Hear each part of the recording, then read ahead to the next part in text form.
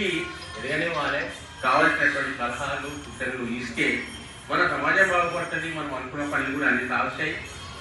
గుడికి సంబంధించినటువంటి సహకారము మనం ఎవరైనా చేసే సహకారం వాళ్ళు ప్రభుత్వంలో కూడా చేయగలుగుతారు.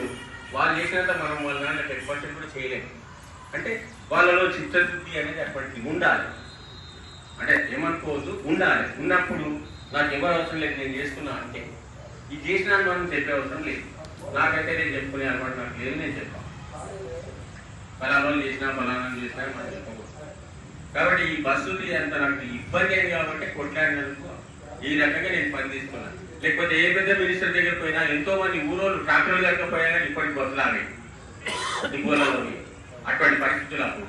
కానీ ఒక మాట అంటే రాజకీయంగా ఆయన నిస్వార్థంగా పనిచేసిన 40 ఏళ్ళు కాబట్టి ఆయన మాటకు విలువిచ్చి అప్పటిదప్పుడే అంత పెద్ద పని చేయించడం జరిగింది.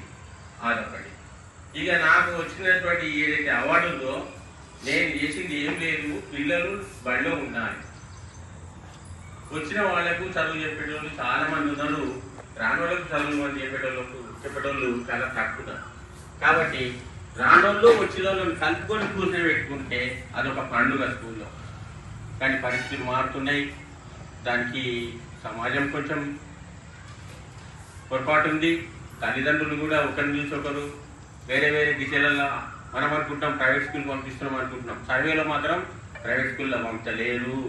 ప్రైవేట్ స్కూల్లో 10 సంవత్సరాల కింద ఎంత స్ట్రెంత్ ఉందో ఇప్పుడు కూడా అంతే స్ట్రెంత్ ఉంది. పెద్దగా స్ట్రెంత్ ఏం పెరగలేదు. ఏం శంకర్ సార్